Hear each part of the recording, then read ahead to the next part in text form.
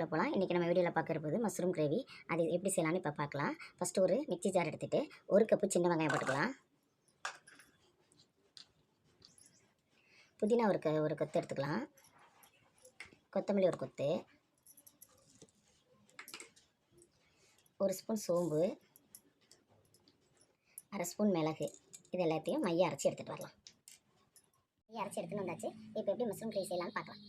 வச்சுட்டு 2 ஸ்பூன் எண்ணெய் விட்டுட்டு லவங்கம், பட்டை, கிராம்பு, அன்னாசிப்பூ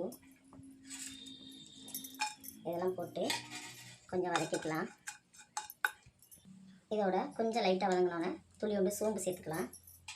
அது ஒரு 1/4 ஸ்பூனு. இப்போ இதையும் வதக்கி விட்டுக்கலாம்.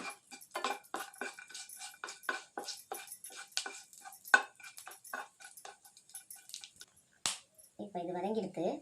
இப்போ ஒரு 1/2 கப்பு ஆனியன் ஆட் பண்ணிக்கலாம். இதை கொஞ்சம் வதக்கி விட்டுக்கலாம்.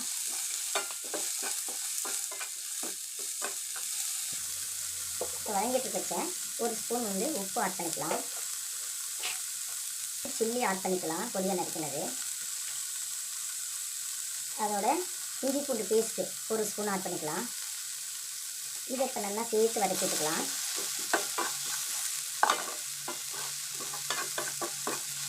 ஒரு கப்பு பொடியாக நறுக்கினா தக்காளி ஆட் பண்ணிக்கலாம். இதையும் சேர்த்து நல்லா வதக்கி விட்டுக்கலாம். நல்லா வதங்கட்டும். இப்போ நல்லா வதங்கிருச்சு.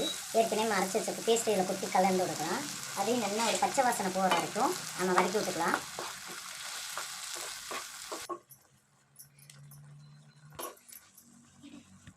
நல்லா பச்சை வாசனை போயிடுத்து.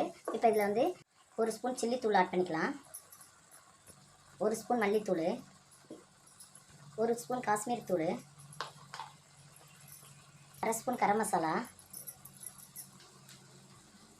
துளி மஞ்சத்தூள். இது எல்லாத்தையும் இப்போ நல்லா மிக்ஸ் பண்ணி கலந்து விட்டுக்கலாம்.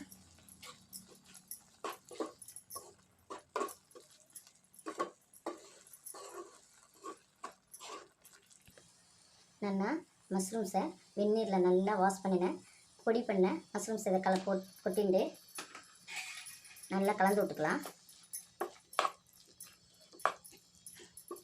ஏற்கனவே மஷ்ரூம்ஸில் வாட்டர் இருக்கும்.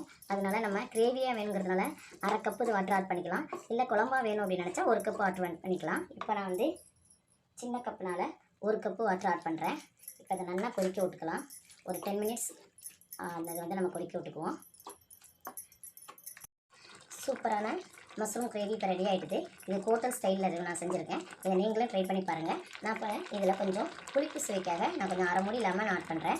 தயிர் கூட நீங்கள் ஆட் பண்ணலாம். இது ஆப்ஷனல் தான். மேலாப்பில் இப்போ கொஞ்சோண்டு கொத்தமல்லி தலை அப்படியே நல்லா பொடி பொடியாக நறுக்கிட்டு அப்படியே கிள்ளி போட்டு அப்படியே தூவி அடுப்பை ஆஃப் பண்ணிவிட்டு இறக்கிக்க வேண்டியதான். சூப்பரான hotel style mushroom gravy ready ஆகிடுது. இதை நீங்களும் திரும்ப ட்ரை பண்ணி பாருங்கள். தேங்க்யூ.